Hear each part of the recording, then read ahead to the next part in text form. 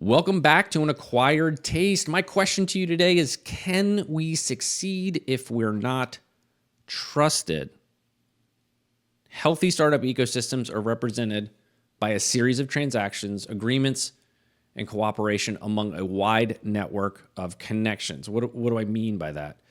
Well, a lot of little small things happen, tons of network effect between facilitators, investors, founders, mentors, well-wishers. The whole thing gets thrown into this kind of community of an ecosystem around startups, especially small and emerging ecosystems like our own here in Birmingham, Alabama. And most of these little kind of transactions are small.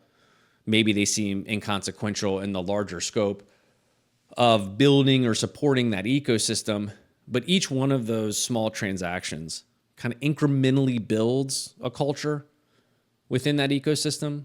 More fundamentally, that community starts to establish what behaviors are celebrated, which are punished, and how people are going to be viewed through the lens of their contribution, whether that's big or small, good or bad. And startup ecosystems evolve over time, and the culture of that ecosystem evolves with it. But there are a few traits or attributes, if you want, within a healthy ecosystem that I think are non-negotiable.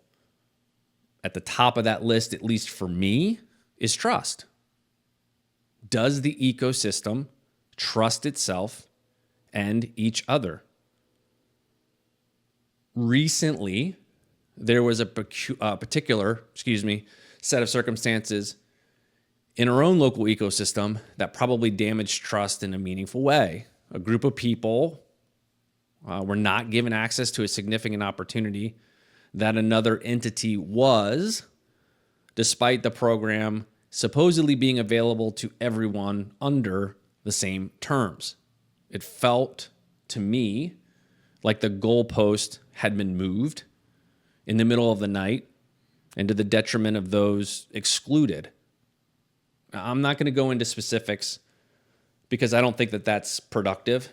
And to make it about one particular issue or one particular opportunity probably doesn't help us assess the larger opportunity and the larger kind of repeated instances of this happening. It happens everywhere. It happens often, and it happens across different communities. I want to talk about or use that as an example of how you can lose trust and then what happens because of that. So the details of what happened aren't as important as the damage that was potentially caused.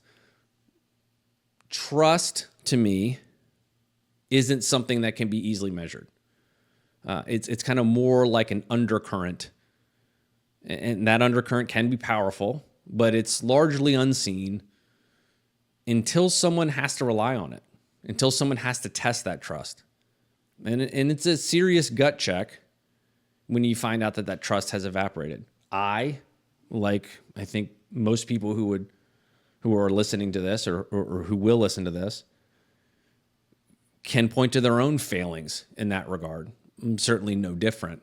And I'll talk a little bit about what I've learned from people who were kind enough to talk me through when I've made those mistakes.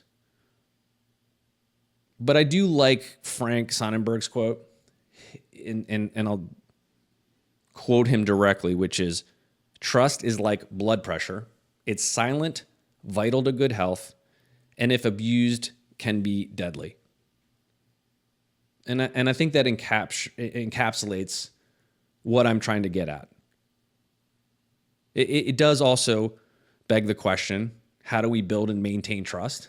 And to me, I might sound a little bit like Mr. Rogers on this, but I think you focus on the basic stuff, right? So you be transparent with people. Demonstrate sincerity through your actions.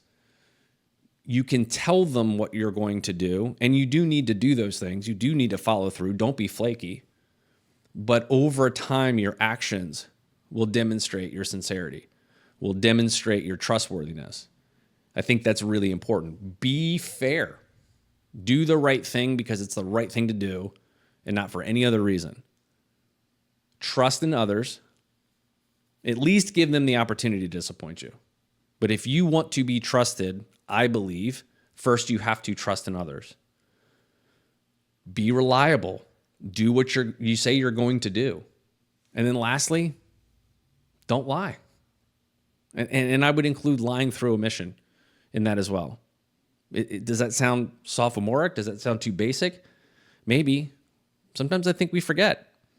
Sometimes I think we play kind of fast and loose with those general guidelines. And I think trust can be hard-earned and easily lost. I'm not saying anything revolutionary there. I think most people agree with that. And in some cases, some of us have lived through that. We've made that mistake, and we've lost hard-earned trust because we made a mistake. But I was fortunate to have a mentor fairly early in my career that taught me that there is really only one way forward when you've betrayed someone's trust, and that is to own it quickly, fully, without equivocation. Don't make excuses for it. Don't try to explain it. Just own it.